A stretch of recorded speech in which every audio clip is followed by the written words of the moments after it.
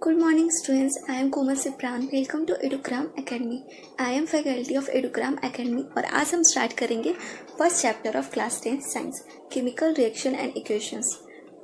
So video को शुरू होने से पहले आप हमारे चैनल को लाइक करें, सब्सक्राइब करें। साथ ही आप हमें फॉलो कर सकते हैं अदर प्लेटफॉर्म पे और सारे लिंक्स डिस्क्रिप्शन में दे दिए गए हैं। और जल्दी से एडुग्राम एकेडमी के ऐप को इंस्टॉल करें।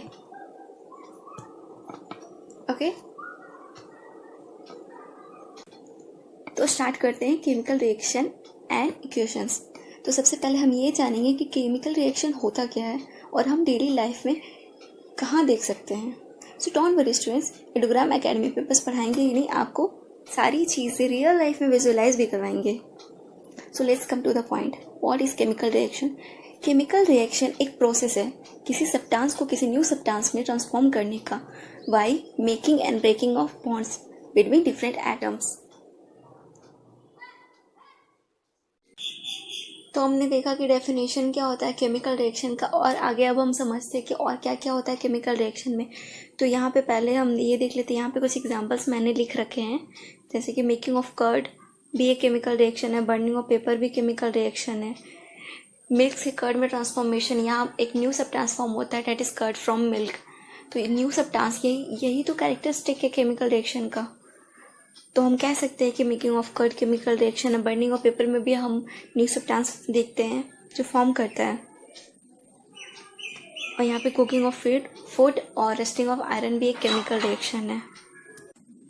तो अब आप डेली लाइफ के एग्जांपल्स को देखकर अच्छे से समझ गए होंगे केमिकल रिएक्शन क्या होता है। अब मूव करते हैं केमिकल इक्वेशन की तरफ। तो अब हम जानते हैं केमिकल इक्वेशन क्या होता है। केमिकल इक्वेशन कोई बड़ी चीज़ नहीं है। So chemical equation is just a symbolic representation of a chemical reaction in the form of symbols and formulae, wherein the reactant entities are given on the left hand side. यहाँ आप देख सकते हैं left hand side में जो A और B दिया हुआ है, this one A and this one is B जो given है लेफ्ट हैंड साइड में, वो reactant property entities हैं। और यहाँ जो राइट हैंड साइड में दिया है वो प्रोडक्ट है। और इनको जिस तरह सिंबल से शो किया गया है A प्लस, इसी सिंबॉलिक रिप्रेजेंटेशन को ही तो केमिकल इक्वेशन कहते हैं। ठीक है, तो अब हम आगे बढ़ते हैं। तो यहाँ पे कुछ एग्जांपल्स देख लेते हैं कि जो अभी मैं आपको बता रही थी, रिएक्टेंट A प्लस B को रिएक्टेंट मान लेते हैं, तो वो रिएक्टेंट और प्रोडक्ट होता क्या है? रिएक्टेंट जो भी सब्सटेंस या फिर जो भी पार्टिकल्स पार्टिसिपेट करते हैं केमिकल रिएक्शन में उन्हें रिएक्टेंट कहते हैं। और रिएक्टेंट के रिएक्ट करने के बाद जो सब्सटेंस न्यू सब्सटेंस फॉर्म करता है उसे प्रोडक्ट कहते हैं। तो formation of new thing in chemical reaction is known as product and here we this is reactant. For example, अगर हम हाइड्रोजन और ऑक्सीजन को लेते हैं तो हाइड्रोजन और ऑक्सीजन रिएक्ट करके जो फॉर्म करता है H2O, उसे वाटर कहते हैं। तो हाइड्रोजन ऑक्सीजन मिलकर वाटर फॉर्म करता है। और यहाँ पे हमने दूसरा एग्जांपल लिया है HCl का। यहाँ पे H2 और Cl2, यहाँ पे हाइड्रोजन और क्लोरीन लिए हैं जो क्या फॉर्म कर रहा है मिलकर HCl, हाइड्रोजन क्लोरिक एसिड। ठीक है, तो यहाँ पे हाइड्रोजन और क्लोरीन देख रहे हैं रिएक्टेंट है और दोनों रिएक्ट करके प्रोडक्ट फॉर्म कर रहे हैं। तो यहाँ पे पहले तो क्या होता है कि H2 दो हाइड्रोजन का बॉन्ड है, यहाँ पे दो क्लोरीन का बॉन्ड है। ठीक है, यू कैन सी हियर। तो यहाँ पे हाइड्रोजन का जो बॉन्ड है वो दोनों एक दूसरे से अपने बॉन्ड को तोड़ेंगे। और यहाँ पे जो क्लोरीन का बॉन्ड है दिस वन, वो अपना क्लोरीन से एक दूसरे से बॉन्ड तोड़ेंगे। और यहाँ पे एक HCl, यहाँ पे जो HC, और ये दोनों हाइड्रोजन एक एक क्लोरीन से अपने बॉन्ड को बनाएंगे। तो हमें क्या मिलेगा? HCl। पुराने बॉन्ड तोड़कर नए बॉन्ड बन रहे हैं। हाइड्रोजन का बॉन्ड टूट के यहाँ पे हाइड्रोजन और क्लोरीन एक दूसरे से जुड़ रहे हैं। ठीक है, और जैसा कि मैंने आपको बताया, all this process including everything is called chemical reaction. So basically chemical reaction में क्या होता है, पुराने बॉन्ड टूटते हैं और नए बॉन्ड बनते हैं। और नए बॉन्ड बनते हैं, अरे वही पुराने बॉन्ड टूटेंगे तभी तो नए बॉन्ड बनेंगे। ठीक है, चलो एक एग्जांपल लेते हैं, उससे समझ में आ जाएगा। क्या ले? हाँ, जिंक Zn plus H2SO4 यहाँ पे सल्फ्यूरिक एसिड ले ली हूँ और जिंक ली हूँ, ठीक है। यहाँ पे देख रहे हो जो 2 हाइड्रोजन है वो SO4 से अपना बॉन्ड तोड़ेगा, इसका बॉन्ड तो टूट गया, मतलब old bond break. Now it's time to नए बॉन्ड बनने का टाइम आ गया। यहाँ पे फिर वही SO4 अपना बॉन्ड H2 के साथ तोड़कर जिंक के साथ न्यू बॉन्ड फॉर्मेशन करेगा, यहाँ पे फॉर्म करेगा ZnSO4। लो बन गया ना, आ गया ना प्रोडक्ट। सो यहाँ केमिकल रिएक्शन में कुछ कैरेक्टरिस्टिक देखते हैं, या फिर आप इसको साइलेंट फीचर्स भी कह सकते हैं केमिकल रिएक्शन के, लाइक इवोल्यूशन ऑफ गैस। जब कोई केमिकल रिएक्शन होता है तो उसमें किसी किसी केस में आप ये भी देखेंगे कि प्रोडक्ट के साथ गैस भी कुछ रिलीज होता है, या फिर फॉर्मेशन ऑफ प्रेसिपिटेट क्या होता है, देखो जब कोई केमिकल रिएक्शन होता है तो ज़रूरी नहीं कि सारे जो रिएक्टेंट वो रिएक्ट करके प्रोडक्ट के फॉर्म में ही आ जाए। कुछ चीज़ें ऐसी होती है जो इनसॉल्युबल कंपाउंड कहते हैं, जैसे जो बच जाते हैं उन्हें प्रेसिपिटेट कहते हैं, तो फॉर्मेशन ऑफ प्रेसिपिटेट भी होता है। या फिर कलर में चेंज आपको दिखेगा, या फिर टेम्परेचर में चेंज आपको दिखेगा, या फिर स्टेट में चेंज। स्टेट, अरे वो वाला स्टेट नहीं, UP Bihar something not like this. State में चेंज यानी कि सॉलिड से लिक्विड, या फिर लिक्विड से गैस, या सॉलिड से गैस, ये सब। तो अब हम एक एक करके जानेंगे कि ये सब क्या क्या होता है, और इसके एग्जांपल्स भी देखेंगे कि कहाँ कहाँ आपको ये सारी चीज़ें देखने को मिलेगी। तो हम सबसे पहले शुरू करते हैं इवोल्यूशन ऑफ गैस से, ठीक है। तो इवोल्यूशन ऑफ गैस में हम पहले यहाँ पे एक पॉइंट मैंने यहाँ पे नोट किया है कि generally these reactions are displacement reaction.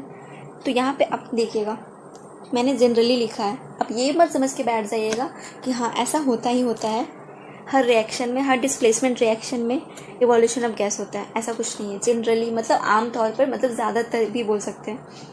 तो यहाँ पे कुछ एग्जांपल्स मैंने ले रखे हैं, जिंक प्लस HCl प्लस, और ये क्या फॉर्म कर रहा है, ZnCl2, और यहाँ पे H2 यहाँ पे गैस के फॉर्म में वो रिलीज़ हो रहा है। H2 के बगल में आप इस तरीके से ब्रैकेट देकर एरो, अपवर्ड एरो शो कर दीजिएगा। मैं तो यहाँ पे नहीं शो की, आप कर दीजिएगा। ये एक डिस्प्लेसमेंट रिएक्शन। अच्छा, डिस्प्लेसमेंट रिएक्शन क्या होता है और ये कौन सा रिएक्शन है, ये सब हम आगे पढ़ेंगे टाइप्स ऑफ रिएक्शन में। तो ये सारी चीज़ें हम डिस्कस करेंगे, तो ध्यान से देखिएगा, ये फिर से डिस्कस होने वाला है, तो याद रखिएगा इस एग्जाम्पल को।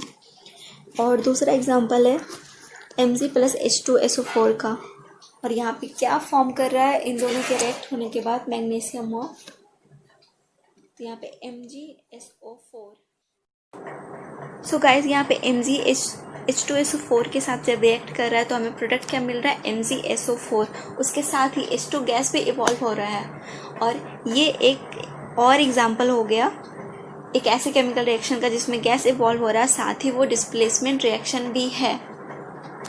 और डोंट वरी, डिस्प्लेसमेंट रिएक्शन के बारे में हम आगे भी पढ़ेंगे टाइप्स ऑफ रिएक्शन में, वो आपको आगे पढ़ना है, वो मैं आपको पढ़ाऊँगी, ठीक है। तो हम बढ़ते हैं नेक्स्ट एग्जाम्पल के तरफ, एक ऐसे केमिकल रिएक्शन जिसमें कि गैस इवॉल्व हो रहा है। तो ये देखिए नेक्स्ट एग्जाम्पल है कैल्शियम और HNO3 नाइट्रिक एसिड का, ठीक है। तो जब यहाँ पे कैल्शियम को HNO3 से रिएक्ट करवाते तो हमें प्रोडक्ट क्या मिल रहा है, CaNO3 whole twice plus H2 gas यहाँ पे इवॉल्व हो रहा है, जैसे कि आप देख रहे हैं। और ये भी एक डिस्प्लेसमेंट रिएक्शन है, जैसे कि मैंने आपको पहले ही नोट करवा दिया था कि generally this type of reaction displacement reaction. So next example हमारा है NaCO3 sodium bicarbonate plus HCl के साथ। जब इन दोनों को हम रिएक्ट करवा रहे हैं तो हमें क्या क्या मिल रहा है, NaCl sodium chloride plus H2O water plus CO2 gas. और जहाँ जहाँ गैस है वहाँ पे आप याद से इस तरीके का सिंबल H2 के बगल में और यहाँ पे CO2 गैस के बगल में शो कर दीजिएगा। इससे ये पता चल रहा है कि ये गैस इस रिएक्शन में इवॉल्व हो रहा है।